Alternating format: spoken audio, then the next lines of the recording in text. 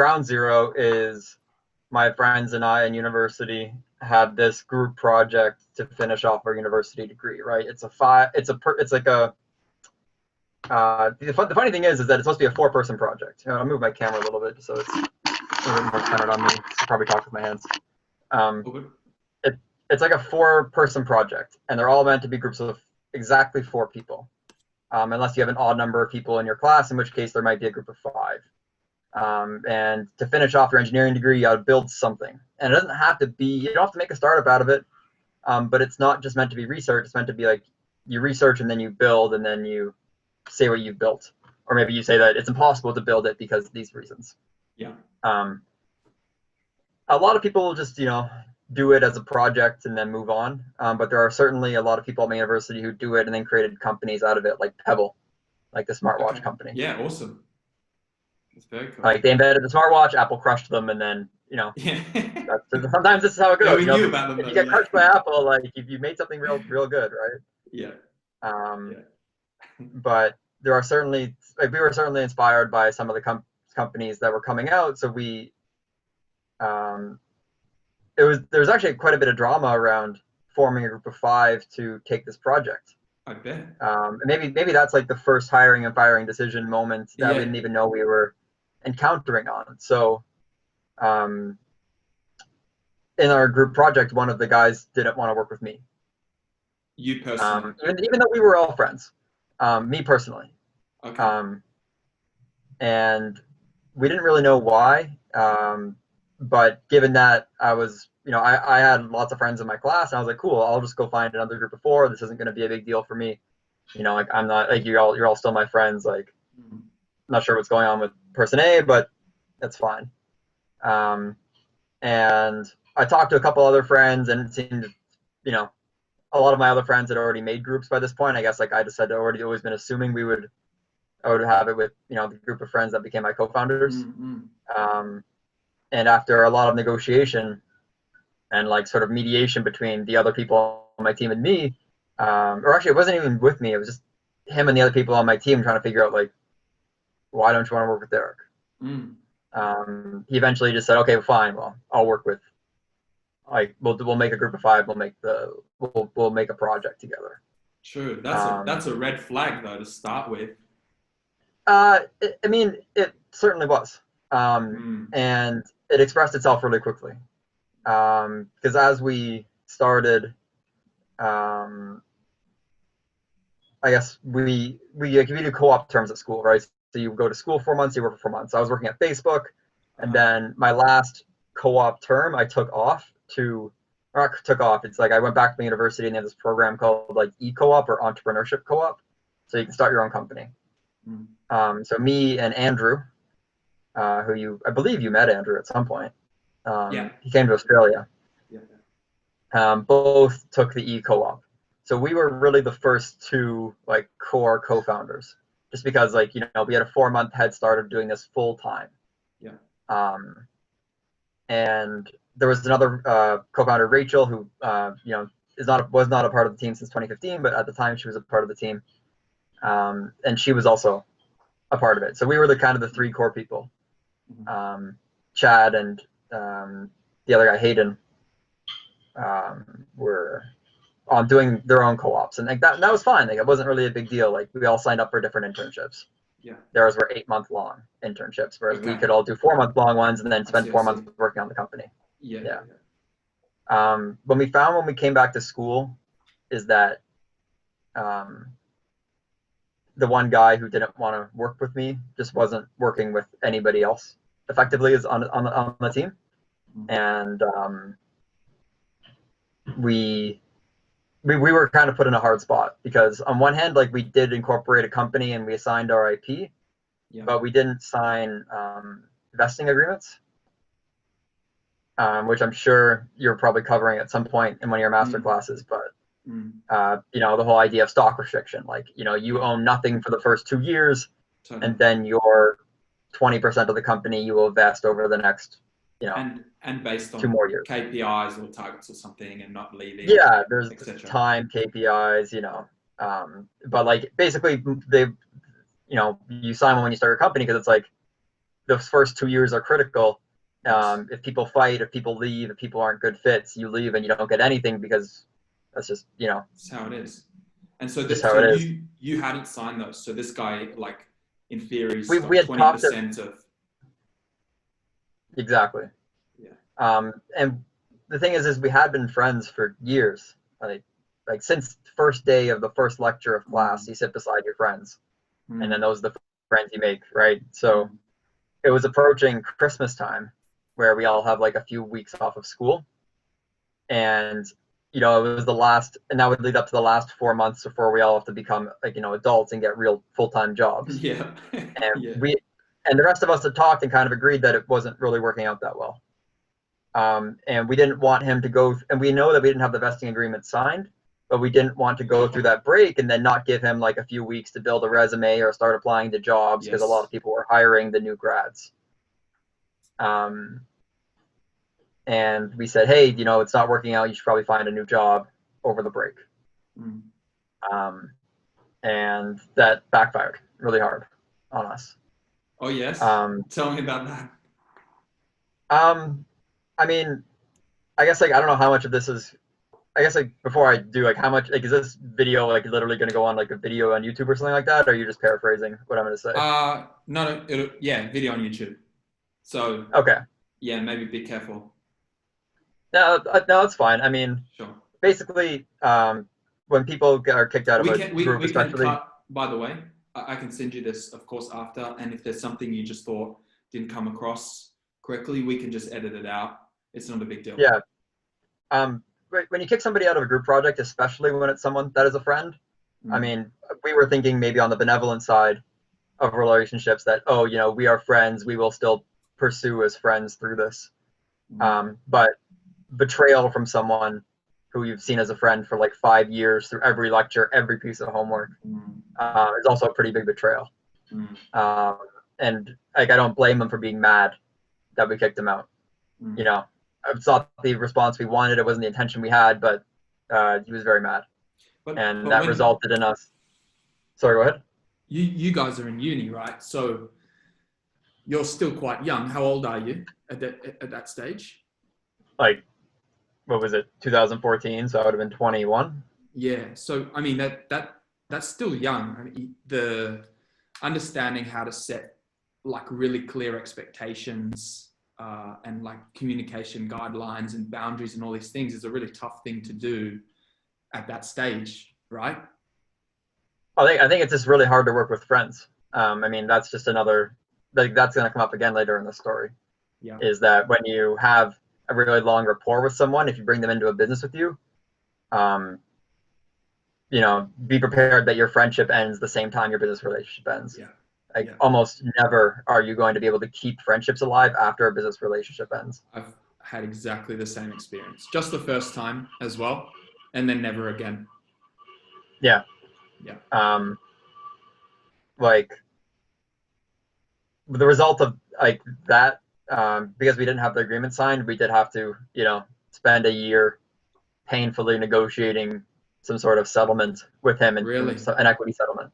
Yeah. Wow. Because legally to buy it back. Well, no, to basically, to assign him an ownership of the company, because without a stock restriction agreement, the people who are founders just by default own an equal share. At least that's how it works in Canada. Yeah, sure. Right. So you've got. And that was our first big mistake. Is that we, don't be nice, I guess, in business. Yeah. Just because people are your friends, don't throw them a bone. Yeah. Make sure you do everything by the book, because everything will bite you. Yeah. And do everything via email communications, taking minutes, things like that. So everything's always in writing, right? Yeah. Even if you all agree to something, like sign meeting minutes. Say this is what we agreed to. Everybody signs it. Yeah. It's so easy to just think, nah, it won't matter, or we won't do it this time, or whatever. But when you come back to it, it's so important, right? And everybody that I know that started a company, like every startup loses a founder. Yeah.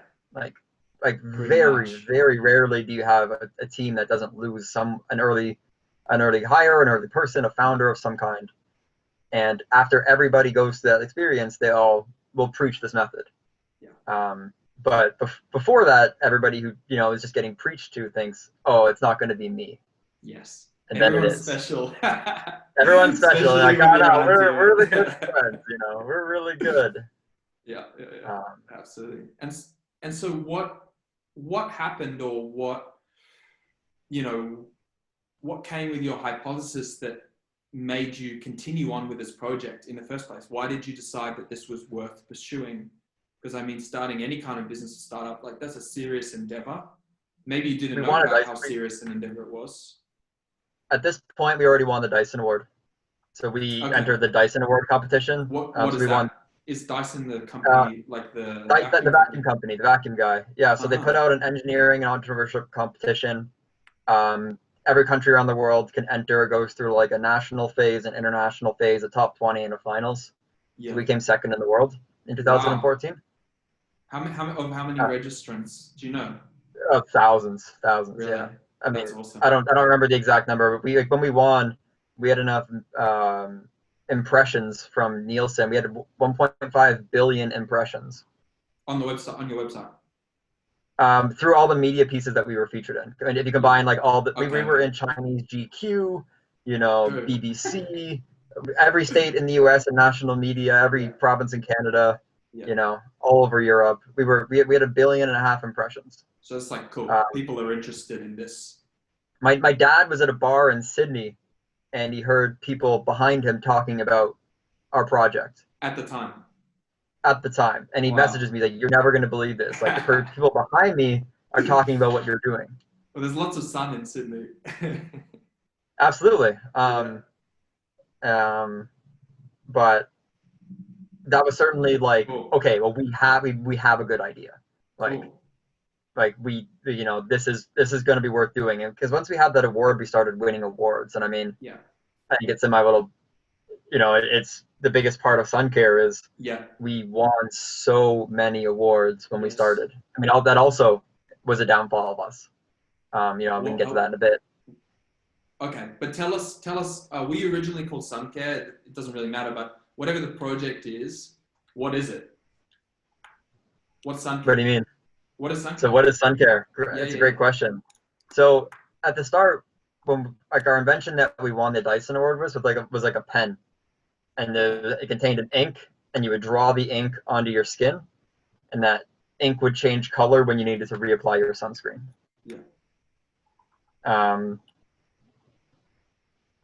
So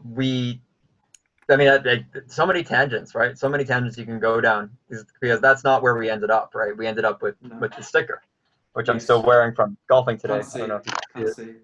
There you go. I can see that little dot. That little dot, yeah. So now it's a sticker that actually achieved what we wanted it to do. We wanted it to tell you when to reapply your sunscreen. Okay. So the idea, it comes in some sort of color. When the sunscreen starts running out, it changes color? Exactly. So they start off, here's a pack right here. Mm-hmm. This is a little pack of 12. Open it up. It starts off purple. Yeah. After you apply your sunscreen, it goes completely clear. Quite transparent. Yeah. Yeah. There's a little bit of purple on it because my sunscreen wore off just as I finished golf. Yeah. But it turns completely clear, and then when you need to reapply, it turns purple. After you apply sunscreen again, it turns clear. So you can use one sticker all day long. And so how does the sticker, like for example, what's the word, like replicate skin? Because the sticker is plastic and skin is skin. So how is it the sticker is skin. The sticker is skin, so that's our patent. So we've invented a printable synthetic skin that absorbs sunscreen. Sure, right. And is this what took so long to develop? Yeah, because basically things that change color with UV are not new. There are beads out there, and there's tons of novelty little products you can buy that will change color when you stick them in sunlight. But changing color at the right time to reapply. I mean, as a side project, something I'm working on right now is actually an info series of like exactly how we did it. Like, how do you determine when the right Yeah. time to reapply is? Because that changes, like, weather and time Yeah. of day and What how long about you've been in the sun and the skin? What about SPF of your sunscreen skin color? and your Skin skin color? color. Yeah. Exactly. Like, if you're immunodeficient, there are tons of different reasons that can change when you need to reapply. So how do we create a one fits all solution? I mean, we created like a one fits almost everybody's solution. Yes. Um, And it's tuned to people. Go ahead. so you did this in like a lab situation? A bit of both, a bit of lab, and a bit of beach. I mean, Yeah. um, so we would spend about half our day in the lab creating new formulations for synthetic skin, Hmm. and then we would go to the pool, and when we would spend our other half the day testing stickers in the pool, which is Yeah. not as glamorous as it sounds. You No. might think, oh yeah, he's gonna go sit by the pool. That sounds so good. Yeah. But really, it's you cover your like. There are pictures I can find, and Yeah. you'll have maybe you'll get one. You can overlay it in the video after, but you'll have like 30 stickers covering your back. You look like a weird suction cup Sure. monster. And then like you're at a Octopus. public pool Yeah. and there's like kids and families watching you like stick stickers and peel them Yeah. off and put them in vials, and you're like saving them in like a esky type chest for Yeah. later. Yeah. Yeah. True. It's That's really awesome. it's pretty insane experience. I did do it even at the what's it called, the Queen Street, no, the oh my god, Streets Beach in Brisbane, Yeah. Yeah. the one at South Bank. Yeah. Yeah. Yeah. Even Well, there I would do it. Like that's why we true. moved to Australia, is Yes. because Australia has different weather, right? So Yeah. And so the theory, the sort of original theory is like, uh, well, sun cancer is a really big thing. I know you'll know the statistics. I don't really know, but sun cancer is clearly a really big thing. But a business model in line with that is if sunscreen wears off and people are scared of sun cancer, then surely sunscreen companies want something to make you reapply, so you use more sunscreen. Is that the general hypothesis? pretty much. So when people don't want to uh, get sunburns, right? Sunburns make your skin look weird and red, and they peels and it feels bad. Over time, it causes you to get wrinkled and age faster. So a lot of women wear sunscreen every day, and all people should. Right now, it's only women that do, and a lot of people are trying to push for men to do it as well. Um, and people especially don't want their kids to get burnt, Mm-hmm. because when you're every sunburn before the age of 5 will double your kid's risk of getting skin cancer, Really? because when you're as your skin is developing, if you're getting sunburns, then what happens is you end up getting a lot of freckles. Yes. And Okay. freckles are sites where melanoma starts. Really? So you get more and more sunburns, you become really, really freckled, and then you have all these sites where skin cancer can start. Yes. Because skin cancer starts as a deformed mole. Right. Right. Right. Wow. I think I'm in Um, trouble. you probably are. I mean, 80% Yeah. of Australians will get skin cancer, right? Yeah. It, Especially, like, I know you spent a That's a lot of time stat. outside, That's a like stat. eight- 80%. 80%. In Queensland, it's higher. Wow. Queensland's the capital, Yeah. right? Yeah. I'm sure. Sunshine State, right? Yeah, that's why you Yeah. have to get your skin checked, right? Yeah. So you took how So long to sort of get this patent sorted, or like to um, get it to a stage where it's like commercial? we filed it in February of 2016. It was Mhm. granted in November 2019. So it took three or more years to get filed Wow. or to get granted. Wow.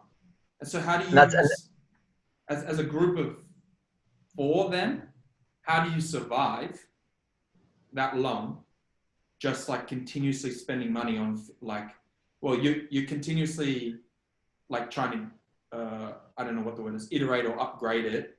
You're waiting for the patent to be filed or granted. You got three and a bit years. How do you survive that time? And what do you do? I mean, ultimately, it's your priority date.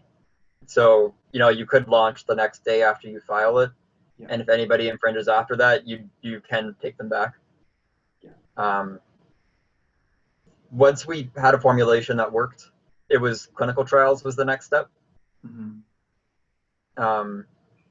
proving that it worked. The laws around consumer products say that if it says it does something, you have to have evidence to say that it does that thing. Okay. You know, if you're, do I have any normal products that's not sunscreen on my desk?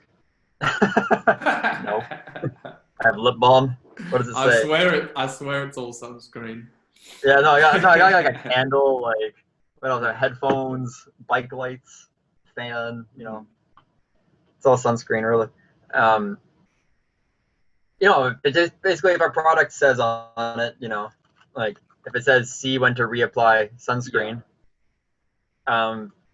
if we ever got sued and we launched before we had some sort of data that said, yes, our product actually tells you when it's the right time to reapply sunscreen, then we're just toast. And that's basically what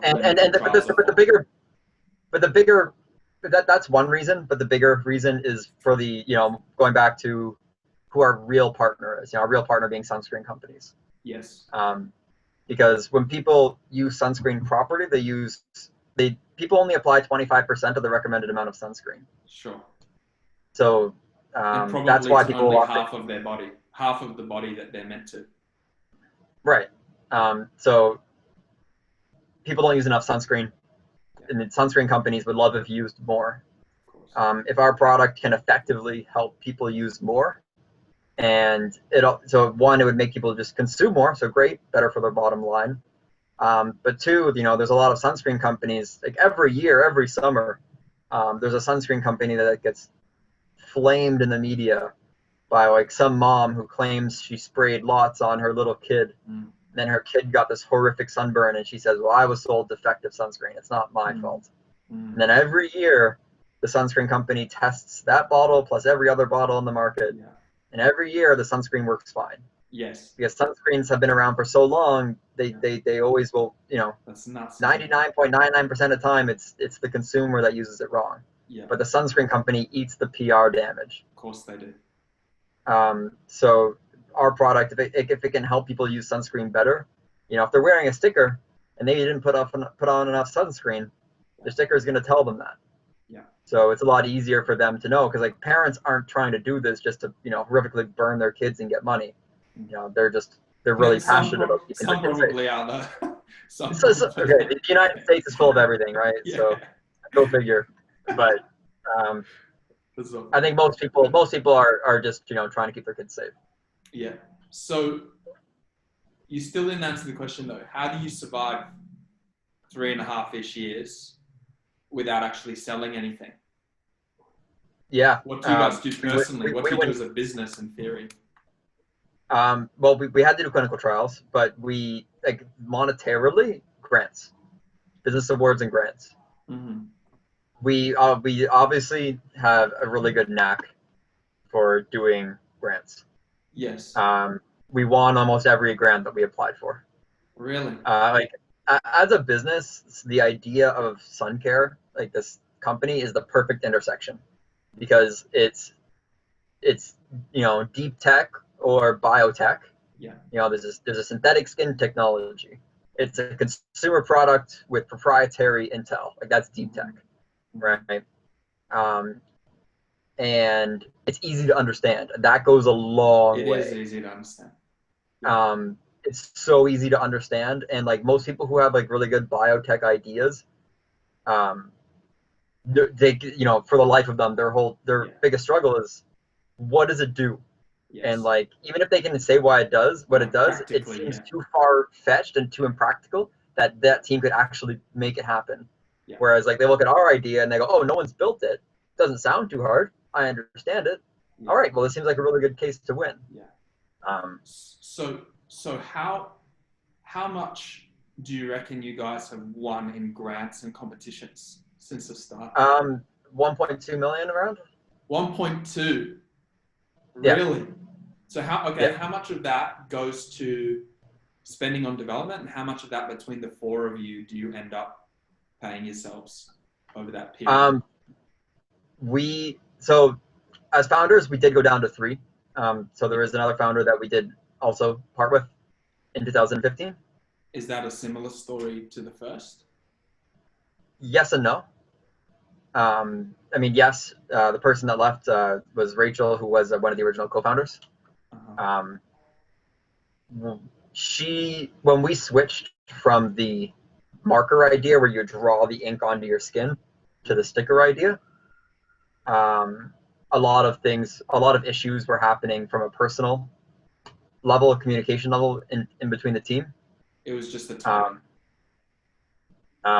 Basically, the switch kind of blew up everything that she had promised. She had promised a lot of people that we would have this marker ready.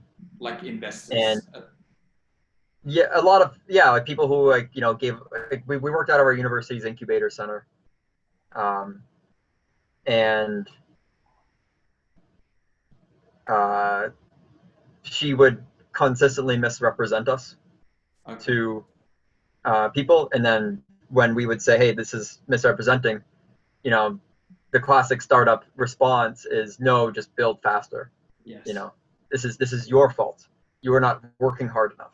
Sure. If you're working as hard as I would, then because I'm winning the grants, which she did, and we're not going to discredit her for that. Yeah. And you would have this technology built. But it's a bit different when you're under the pressure of sort of regulatory environments, right? That's not science and all those startup lessons that you learn in an incubator don't apply to science startups. Yeah. Because science is you mix shit in a vial and you code it out, and and who knows if it's gonna work? If there's a stat that says 70 or 80% of all research papers that are published cannot be reproduced. Really?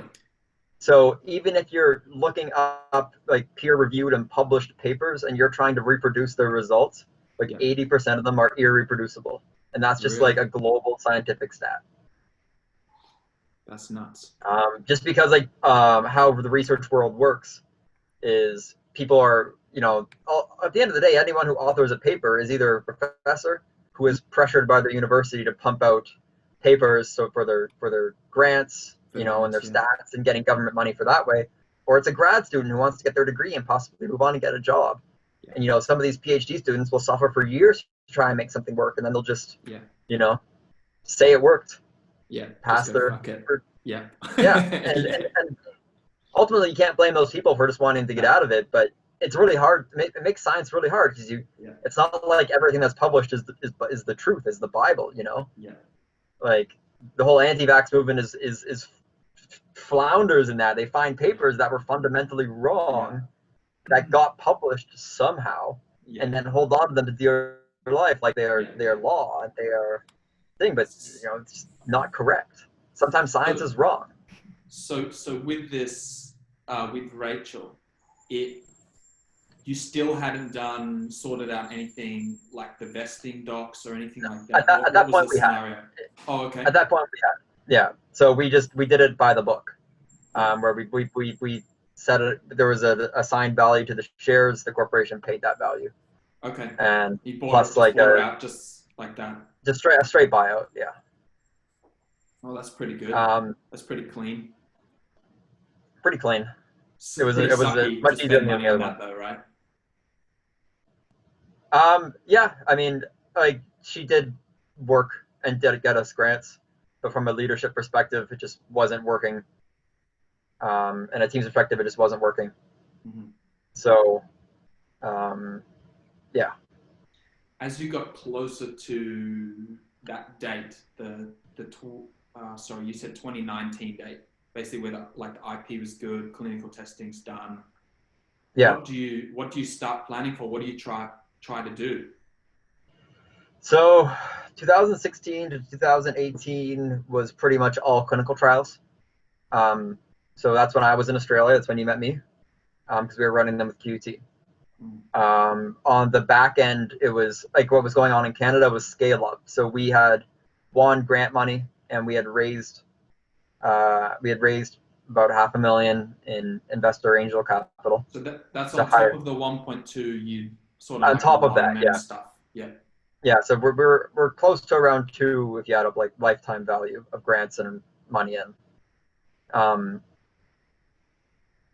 we hired chemists to try and scale up the production of all the materials to make it efficient and fast to be able to control our supply chain. Mm-hmm. And once again, that just took a long time because chemistry is hard. Yeah. Yeah. We got there. We absolutely got there. It just took a while. So you like explain that a little bit. It's kind of like at the beginning, I don't know, it was taking X amount of days to produce whatever it was. And after using the chemists and building some efficiencies, you could pump them out like so many a day. But Was yeah, that we the would, idea? yeah, we reduced the cost of a sticker by, I don't know, 5,000%, you know, Wow. Okay. to make it affordable. You know, like a pack of stickers, like 12 pack, we retail for $9.99, right? Yeah. Okay. So before that, it was not that cheap. You know, some of the materials that we use are thousands of dollars a gram. We A make gram. them a gram, yeah. Wow. Chemistry is cool. You don't need money. You don't need many grams to even make a sticker. You know, like Yeah. you know, 10 micrograms makes a sticker. Mm-hmm. What's a microgram? One Thousand? one hundred thousandth, one One hundred one thousandth of a hundred gram, thousand. Okay. That's I amazing. believe. Yeah. I won't, One. sorry. We won't hold you to it. You're not the chemist. You're I not think the it's. chemist. I believe 100,000. Mm-hmm. Milli is thousandth. Micro is 100,000. Yeah. Okay. So you want this money and you're doing this scale up thing in In Canada? Canada, yeah, What does that mean? yeah. So we buy a lab. So and then we Buy buy. a lab. Yeah, so we rent. Sorry, so we rent a lab. We buy lab Okay. equipment. We buy chemicals, and we're producing all day to try and make it more cost efficient to scale up. Mm-hmm. You know, at the time we also we're looking at expanding the science side. You know, what else could we do? Are there other areas where we could apply this technology? Like, Do you think you do know, you, more do you than think just in sunscreen sensing stickers. do Like, you think in can we create hindsight a is that was that priority rather than I don't know doing business development to try and find a sunscreen partner or something like that? Oh, that always happened. We were always trying to find partnerships with sunscreen companies. Okay. You know, we were in Johnson and Johnson's J Labs program in Canada. That's where the lab work started. Yeah. For 2 years. Mm-hmm. So we were trying to work a connection with Johnson and Johnson that ultimately didn't end up working out. Okay. So when you began trying to commercialize it, if you will, did you try selling directly to customers as well, and how did that go? And then tell me about some of this sort of BE, like I mean, you don't have to tell me intimacies of like Johnson Johnson, but maybe you have secured some deals. What are they? Why are they? How did you choose them? You know, what's the potential of them?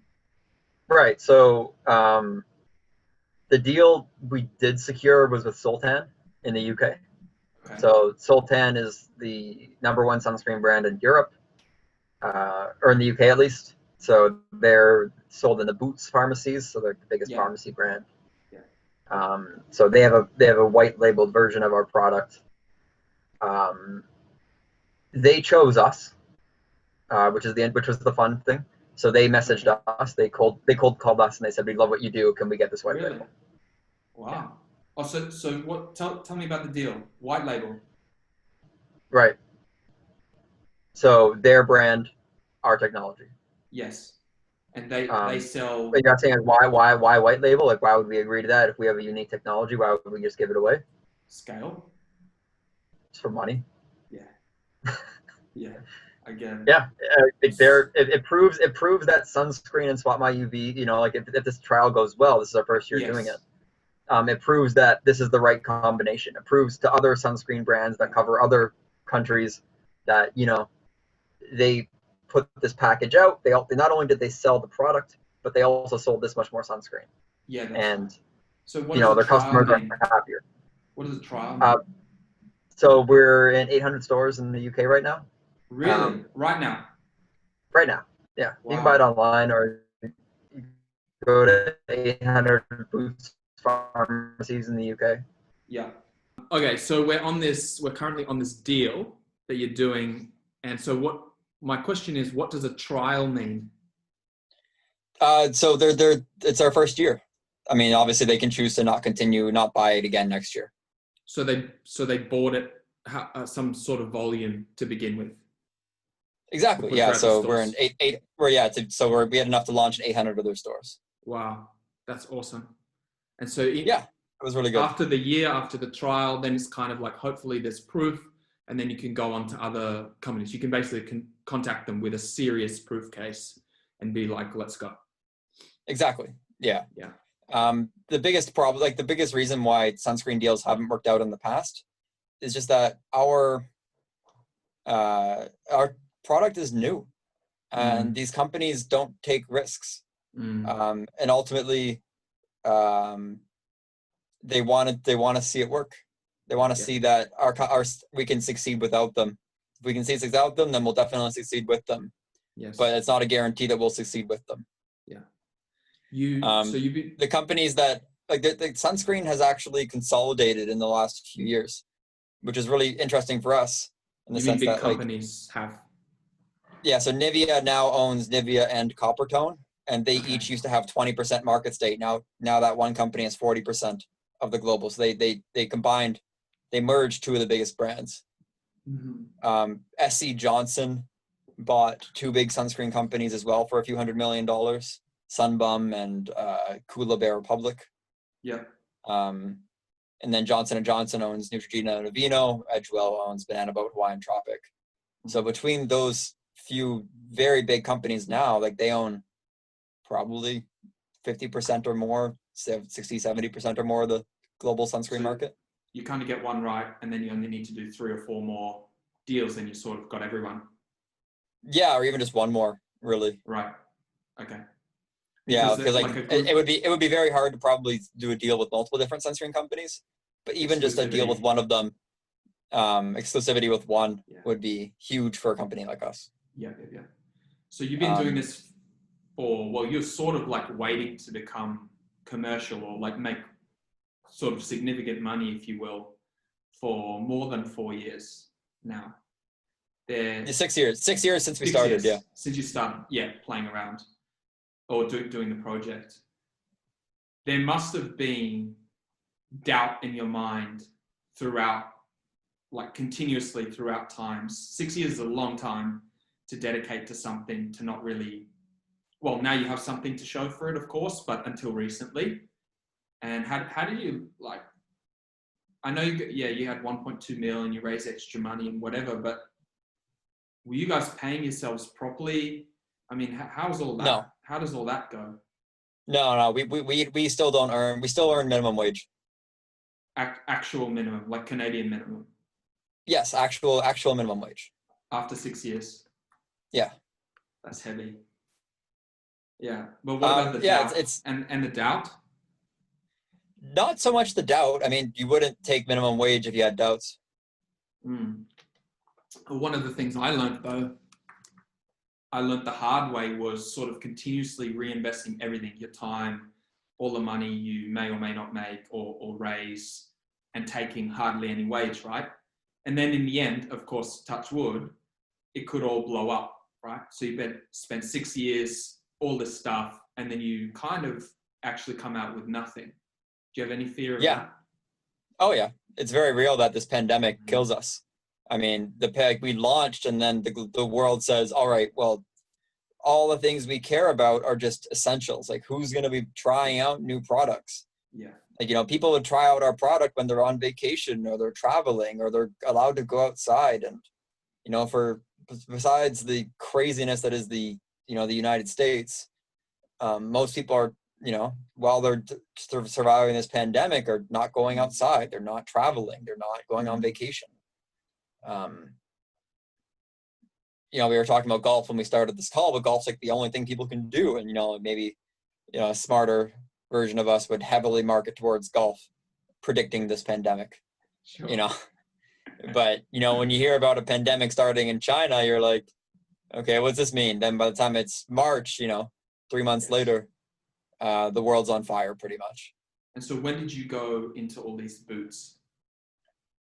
April, right when it was getting terrible. Really? When the pandemic was, Yeah. Wow. Do you think that this company, I've forgotten their name, gives any leniency because of this timing? I think everybody does, but ultimately our sales will depend on the category sales. Like sunscreen's already down like 35-40% this year. So if you're down 35-40 based on projections, then it's kind of equal. Yeah, even if we're down worse, it could almost be said to be equal, just because like we're a new product. Mm-hmm. Like even things like going into stores and placing signage that says, this is what Spot My UV is, buy it with your sunscreen. Mm. That those teams aren't operating because Yeah. the stores don't allow extra people inside the store to do work like that. Yeah. And it's not actually the stores themselves that put that sign. So interesting. I didn't even contract think that of out. that. Yeah. Yeah, so even like all marketing programs got canceled. Like our biggest thing actually for marketing wise was leveraging our Olympics connections. Uh-huh. So there are a bunch of we got really connected with the San Diego Olympic Training Facility. Yeah. And there are a bunch of Olympians like who do track and field and rugby who all use our stickers because that's where they train, is out in San Diego. Canadian Olympians. No, American, the United States. American. Okay. Yeah, so pretty big athletes, like the gold medal sprinters, the silver medal sprinters for the United States, for the women. And we had all these deals to work with them and promote them for the Summer Olympics that were going to happen, basically starting they would have almost been starting right now. It's put off. And now they're all canceled. So, our in-store programs got canceled, our out-of-store programs got canceled. Marketing became a really big challenge this year. I bet. Did this group pay up front? Yeah, I mean, like when it's private label, it's always paid up front. Yeah. So well, that's good for some survival, right? Yeah, absolutely. And that's not the only private label deal we have. We do other private label deals too. If you guys are paying yourselves $20,000 a year each, you can probably last at least for the rest of the year. Yeah. I mean, I would say the reason why we didn't really pay ourselves more is because we did hire on employees. Like we hired on chemists. We had marketing people that were helping us. Sorry for that. We had marketing people that were that were helping us out with our branding and our packaging. Yeah. And like we did a soft launch in 2019 to learn, and in 2018 to learn what customers think. Improve some things. They wanted them to be smaller. They wanted them to stick longer. So we fixed all those issues. And then wanted better instructions. So salary sacrifice to get these other people. Exactly. In essence. Yeah, because we're 3 engineers as a founding team. So and although the guys that found this team, we can do, I would say we can do 90% of what anybody else who specializes in what they do can do. Like sales, for example. Yeah. Exactly. Yeah. So I didn't know anything. I didn't know anything about sales. I didn't know anything about retail. I started learning in March this year. I got us into 3,500 stores. Yeah. And I go to trade shows, and there are guys that have been doing their own company for 15 years. I'm like, well, where do you have distribution? Like, oh, we come every year. We're hoping to get a big chain. Yeah. Yeah. I get that. And they just don't. I've been there, done that, right? Like you hire a salesperson, you hire whoever. It takes time to find them. You pay them shitloads. You offload, work to them. They don't execute. So you also lose potential customers and maybe current ones and so on. Like the actual opportunity loss and cash loss of shit hires is enormous. Yeah. It's huge. So but the thing is when we're trying to grow the team and let's say raise money from investors, they'll look at our team and say, if you say you can do sales, then you're egotistical because you're an engineer. Really? Exactly. Yes. We're not going to invest in you because you don't have somebody who knows sales on your team. Really? Hire someone who has sales and then we'll invest in you. Really? Absolutely. Yeah. Because why would an investor trust our bond that we know sales? Right? Maybe if we raised now, for example, I would say, Yeah, well, I after did the- it, so Yeah. clearly I know what I'm doing. But It's still it's unsustainable though to be, doing engineering work, doing management work, doing sales work, doing all this different work. I mean, you guys have kind of all been doing it for a really long time. Do you feel burnout, or have you gone through burnout? I think we all have. We all have it Yeah. at certain stages. Yeah, I would say though, like the guys like Andrew and Chad, who are like the co-founders that have stuck through it all with me. Mm. I would say we're all inhuman compared to other people that I know, Mhm. in the sense of like how like we take no money, we work all week and all weekend, Mhm. and we can get a call at midnight, stay up all night and work. We all don't drink coffee. This is how you know we're animals. We don't Actually, drink coffee. Yeah, we all don't. It's really funny. We didn't realize that until we started the startup, and people were like, "Oh, let's go get coffee. Let's catch up for coffee." And we're all like, "Guys, we don't drink coffee." Like, we didn't even realize this. Like, doing really, group projects and engineering all these years. Never realized that. what's really funny is actually another friend of mine who had not, a bio product as well. You know him, and he's probably the most energetic person I've ever met. Has never drunk coffee either. Funny thing, hey? Yeah, just water. I mean, you can see me drink water all Yeah. all this time, hydrogen powered, right? Yeah. So tell me, if there was some. I mean, it's a very unhealthy attitude, to just keep working as much as you do. Yeah. But the thing is, we've risked it. It is certainly a what's it called, the fallacy, the sunk cost fallacy. Yeah. Where we've Totally. worked for so hard on this, it's going to pay out. It's going to pay out. It's going to pay out. It's going to pay out. Every year we take with no salary, it's going to pay out. It's going to pay out. Yeah. And could we? I don't think we could each. I don't think any of us could do that again. Yeah. But SunCare. You mean as if you started a whole new project and went through all of this again? Yeah, if we started a whole new project, like we would probably, if we had an idea, we'd probably go straight to investors and say, Yeah. well, this is the history of our last company. We know what we're doing. Because like our investors didn't want us to take extra salary. Back us from the start. Yeah, and I mean functionally, like we see what we either take, if I take an extra $1,000 this month and we all take an extra $1,000 this month, that means that either we each take $1,000 a month or we get our patent granted in China. That's insane to do that kind of balance, so we go, okay, well we'll take the patent in China. It's like, all right, well, we take an extra $1,000 this month, or we have to buy. We have every time we just always choose the not us. Yeah, that's nuts. And I think the thing is like functionally though, we are fairly happy people.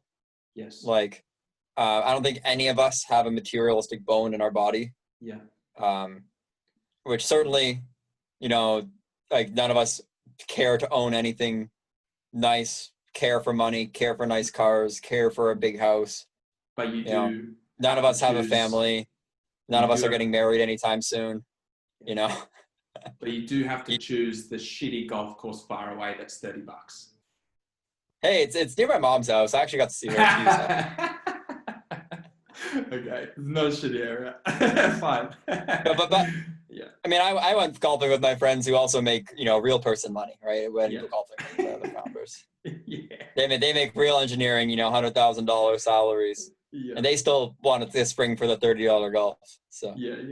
You just can't turn down $30 golf. I don't care how much money you make. You just can't do it like that. Yeah. I get it. Of course, what's the word? I'm so impressed, of course, with what you guys are doing and the endeavor and the sacrifice and so on. But, I did that too, twice actually. Now, almost 12 years worth. I did the shoes and then the incubator.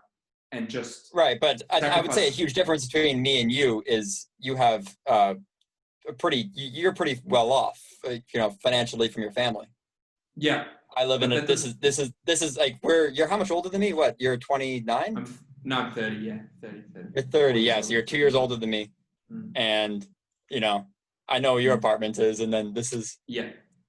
mine. Yes. This Yeah. little- So I mean, there's a safety net, right? But that's not my point, because I still spent basically the entire inheritance the first time around and did insane hours and had insane expectations, right? So my point is anyway, I'm on $30 golf too, but my point is not about the living scenario in the $30 golf. My point is actually the long-term effects of what happens to you if you just continuously work insane hours and destroy yourself, because you never know. I used to be, so I did it for 12 years, right? And after the first one, 6 years or 7 years in, whatever it was, sort of like in the endeavor, it was a couple of years like building it up and then 4 years operating in the shoes, something like that. I was totally invincible before that, like absolutely invincible. And then suddenly on like a train trip, right, from in Switzerland to going to one of these shoe shows, I had the biggest panic attack in my life, which I didn't know what it was at the time. But for like 36 hours, I was like hanging on to the edge of sanity. Wow. And I've never really been the same since. But prior to that exact moment, like literally on that train, I was absolutely invincible in all manners. And then it seemed to just all come to a head, like completely all at once, randomly. And like since then, I've never been the same. And so I'm not as if I'm telling you not to do what you're doing, but I'm just saying I too was you right back then. And then I just got completely fucked and absolutely destroyed. And all of these things we're talking about, yeah, like what we're doing is exactly not sustainable. I mean, we did draw a line in the sand. This is the last year we do it. Sure. Okay. And the company is actually, come to a point where everything is a fine oiled machine. Mm-hmm. The production of stickers takes not months, these take years of our time. Now it can be done in a weekend. We can make 10 million stickers in a weekend if we really want to. It is not like we've got everything to be so efficient and so scalable. Yeah. That this is likely going to be, the in-season marketing is really the only thing that needs to happen. Yeah. It's very likely that a company like ours is going to turn into a side hustle. True. Just because we are seasonal, it only does need a few months of marketing attention. Yes. The sales are to a limited number of people. That doesn't take more than my passive time to just reply email. We have one product. Yeah. I know it inside and out. I know every dimension, every. No, you don't. You don't know what a micro milligram. It's 100,000. I swear, I'm gonna Google this right now. No, I'm just playing. Micro is 1/100,000. I'm just playing. So tell me, let's go through to finish up some of the things you really wish you had or really wish you knew as all of this was going on. Okay, so 6 years in, don't do a consumer goods startup, right? So if I was to if you're gonna Joe Rogan's highlight clips this interview, this is the highlight clip. This is the spot. Okay, let me just do off my shirt. Yeah. This is the one. This is the highlight clip. Okay. All right. Highlight. Okay, so it starts with marketing. If you're launching a new product, you got to tell people about it. And every marketing thing that you're going to learn online doesn't work if it's an actual new product. Nobody is Googling for UV detection stickers. Nobody is Googling because people don't even can't even conceive that there are sunscreen devices out there like ours. So you're acquiring customers that search for other products or fit other lifestyle trends. So SEO, But the thing SEM is so basically useless. so is every other company. Uh-huh. And the cost per click ends up being, around $2 a click to go through Facebook, Google, name an ad way. That's your customer. Just to get your customer on your website is going to end up being around $2, because you're not just competing with sunscreen. You're competing with anything that wants to target a mom who wants to buy something for her kids. Yeah. There are billion-dollar industries that you're competing against. And $2 is a sixth of your retail price. And $2 is a sixth of our retail price. Yeah. Exactly.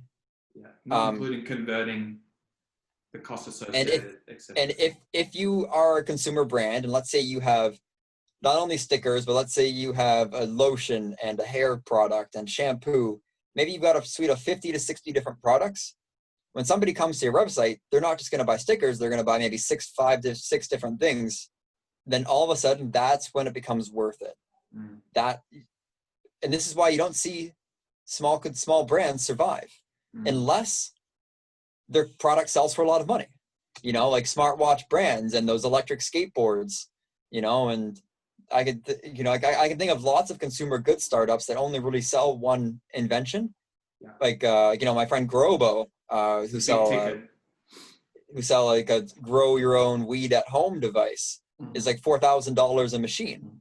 So they can spend $100 to acquire a customer or more. That's, of course. That's not even a problem. But we have a hard limit before we're losing money acquiring customers online. Yeah. So consumer goods, so especially if you have a brand new consumer product, it's really hard. And that's something that nobody anywhere put that through our heads. Yeah. Is that your online acquisition cost is going to be expensive. Yeah.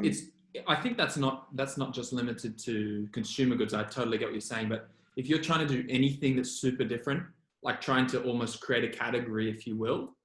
Exactly. It's so hard to educate people and get them to buy whatever it is that they've never seen before. Yes, absolutely. Yeah, we tried. So I guess not limited to consumer goods at Little Tokyo. But companies like there was the Kickstarter boom in 2014 when everybody was buying their companies on selling their products on Kickstarter. Then everyone realized that 90% of people on Kickstarter were lying, and all those things you backed failed. Yeah. And now, everyone has an air of skepticality when it comes to it. Yeah. So the marketing is really, really hard and expensive. So you're going to need, and the thing is, when you have a consumer goods company, there aren't really investors that fund this space. Because there aren't many companies that invent something that's absolutely and completely brand new.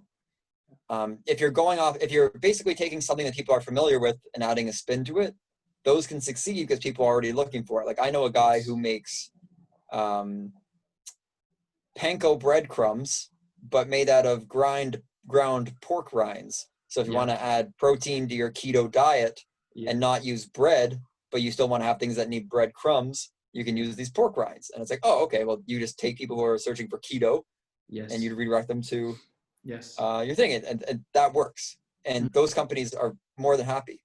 But investors in consumer goods just aren't there because the people that own consumer goods companies have lots of different products. Like there aren't many. And understanding like this Nova Scotia Fisherman company that owns this lip balm on my desk. What they sell into retail stores is not just like a little packet of lip balms. It's this stand that's 6 feet high and 3 feet wide and has $2,000 worth of product on it. Yes. Because they have 50 different products that they put in a store. Because there absolutely is a minimum number of products that a brand has to sell for it to be relevant. Yeah, I understand. And so doing a lot of work on like your branding, your positioning, the value prop, understanding how to experiment with your spend and what it takes, what you might get back, what your conversions need to be in the future. Those things are really important, of course, for what you guys have done. And then what else can you think of that might have helped you out? So as an example, we're playing with, it's not a new concept, of course, but doing like educational inbound content for the massage stores that we don't see anywhere else. Like, i.e., if you have shin splints, this isn't true. I don't know if this is true, but you know, if you have shin splints, you need to get them rubbed out once a month, as an example. And so building like complex educational content, maybe even third party, to try and drive people at least toward what you're doing. Have you tried anything like that? Yeah, absolutely. I would say that it hasn't really taken off. We're just maybe not the greatest at SEO.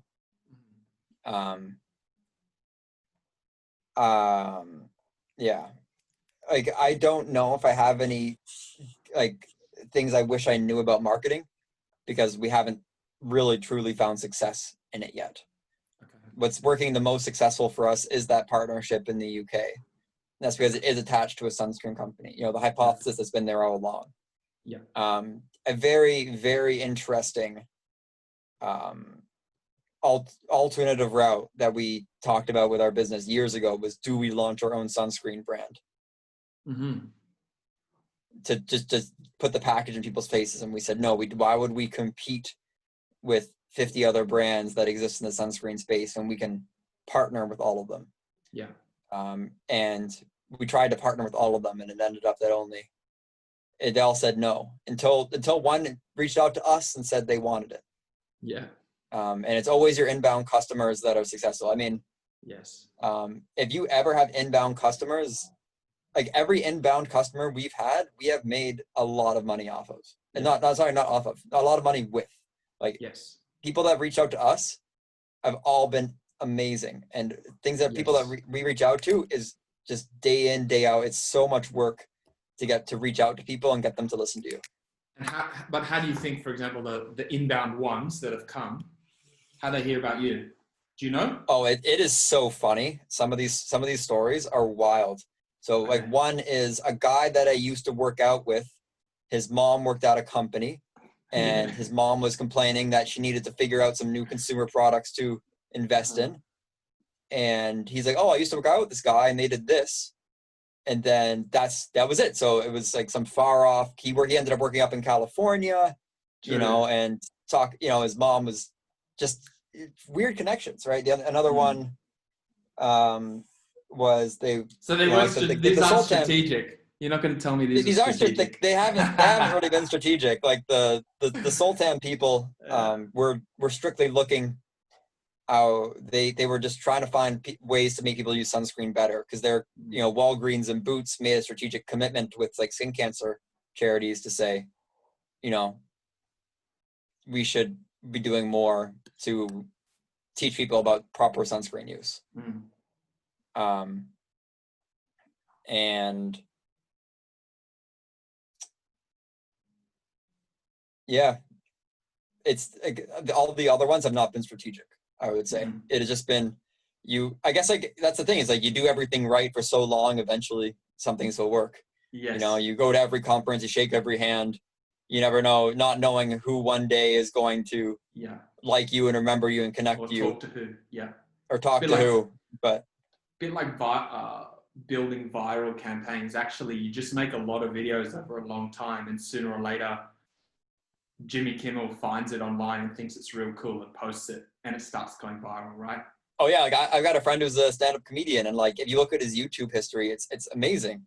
Where a couple of his videos have like millions of views, and the rest of them have like 300. Yeah. And it's like, some of them go viral, and some of them just don't. Yeah. And just quite some luck in there. And like some of his videos that only have like a few hundred views are funnier than the ones that have millions. But I guess it's just his name is Harris. I feel like he will kick off one day. Yeah. That's cool. Dude, I've done about 1 million questions with you. I really appreciate your time today, and you being so frank as well. I think like that's exactly what we wanted, what our listeners like, man. So of course we wish you all the best in the future with Sun Care. Like 100%, I really do. As a friend. Yeah, I mean, we We're working hard. Yes. And as a You know, fellow startupper, I hope that I'll be able to come back and see you in Australia sometime soon, but obviously international travel being fucked is not going to yeah. That's you're bring good at that rowing. back. You just row, bro. You just row, right? You can just row. That's a long way from Canada, but I mean, why not? Long way. It's been done. Do you know that it has been done? Really? Recently, yeah. A guy it took him like 120 days. He must really like Australia. I think he just likes being on a boat and being alone. Yeah. He like I think so he too. took a canoe and put solar panels in it. Fucking nuts. I think he fished for his food. You just catch it, eat it, and keep going. Call him up, tell him next time, and he can take some sunscreen and some of your dots, right? That's your PR. Yeah. Or you do it. I mean, all right, bro. I mean, on that, like before we end this, like, people say yes and no about Instagram this and Instagram that. Find an influencer, find someone to post about it. Yeah. We have had no success with that, Sure. and it still blows our mind. Mm. Where, you know, we will have some moms bought our product and they have like, you know, 50, 60,000 followers on Instagram. Mm. And they post a story like as organic as it gets of like, I bought this product. It's amazing. I don't usually talk about products, but you need to buy this for your kids. And nothing. You get nothing. And other channels work so much better. And I think and if you ever get that answer, maybe you should send me what someone's found works on Instagram. Yeah. But I find that social media does not sell products like it. You know, people say it's the holy grail of selling products. Yeah. And I just disagree. I haven't seen it work like extremely well. Yeah, no one I've experienced. I only see online people who maybe they are, maybe they aren't, have really nailed it, and then say that that's how they did it. But I'm not sure. Yeah, I think it's a very hard thing because that's the only thing that people want you to do these days. Yeah, is they're like, if you're not successful on Instagram because they see some other product that was successful on Instagram, then they'll say you don't have product market fit. Yeah, I just don't think that's true. I just don't think that social media might sell products for different brands. Being in 800 Boots stores sounds like product market fit to me. Yeah, exactly. Yeah. All right, dude. Thanks so much for your time, man. It was so good catching up. Yeah, take it easy, Jack. Stay safe. Brother. Bye.